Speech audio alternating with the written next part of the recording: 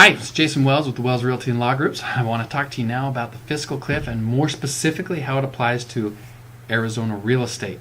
What's going to happen to our real estate market? What happens to homeowners if we go over this financial cliff in terms of how your home is going to be impacted, how home ownership is impacted? The first thing I want to talk about is the mortgage interest deduction. Right now, it is set to expire with this fiscal cliff. What that means is homeowners currently get to take the deduction on the interest they pay to reduce their income. So if you have, say, $10,000 in interest you pay over the course of a year, you get to deduct your income by $10,000 and then pay your taxes.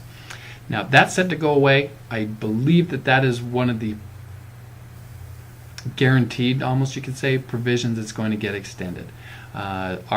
Especially here in Arizona, where real estate is such a big humming part of our economy, our congressmen and senators are well aware that we need to keep that. The constituents across the country, people rely on that mortgage interest deduction. It is sacrosanct, and it's something I believe is going to get extended. So it shouldn't be too much to worry about. Now, one of the other things to worry about, though, is capital gains. Now, capital gains is the tax that a person pays on investment returned to them. So if you own a house, we're not talking about your primary residence here, but we're talking about an investment property, and you sell it. You bought it for $100,000 and you sell it for $150,000. There's $50,000 of capital gain, of course. Right now, the capital gains rate on that $50,000 of gain is 15%. It's not too bad. Come January 1st, that capital gains rate is going to increase to 20%. Additionally, for all those of you who own investment property, you need to understand that Obamacare is going to place a 3.8% increase on your investment income. Now, there's ways to get around that. There's things you have to do in order to qualify yourself out of having to pay that additional 3.8% on all investment income.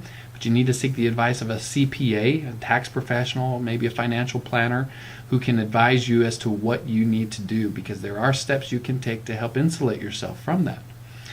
The fourth thing that is important for Arizona homeowners is the Mortgage Forgiveness Debt Relief Act. Now, there's a lot of energy around this, and the fact that a lot of people attribute our great recovery throughout the country, and here, especially in Arizona, to the Mortgage Forgiveness Debt Relief Act. What this does is, in the tax code, it says if you have debt cancellation, like when somebody goes through a foreclosure or has a short sale that the lender then forgives the deficiency on, if a person has that debt canceled or forgiven, it is taxable. That's what it says under the code. The Mortgage Forgiveness Debt Relief Act says, no, we're not going to let that apply. Now, that's really not that impactful in Arizona, and I will discuss in a separate video as to what the impact of the Mortgage Forgiveness Debt Relief Act and the fiscal cliff actually is. But suffice it to say, I don't think the Mortgage Forgiveness Debt Relief Act is going to be that impactful in terms of real estate. Now, the whole picture altogether, when you consider loss of mortgage interest, capital gains, the 3.8 increase on investment income due to Obamacare, and then let's say there are some situations that the Mortgage Forgiveness Debt Relief Act would have applied that it's not going to apply. That can mean significant financial burdens on an individual in Arizona. So I strongly suggest, if you own investment properties, if you are considering getting into investment properties, or if you are upside down in your house and wondering how this is going to impact you in terms of your income, seek out the advice of a qualified professional. Come and see us here at the Wells Realty and Law Groups. We can advise you and discuss your options from a law standpoint of things as well as a realty standpoint of things. We also work with very qualified, high-level professionals who get this at a high level, who deal with it every day, who are CPAs and financial planners. We can put you in contact with them and put you in the best position.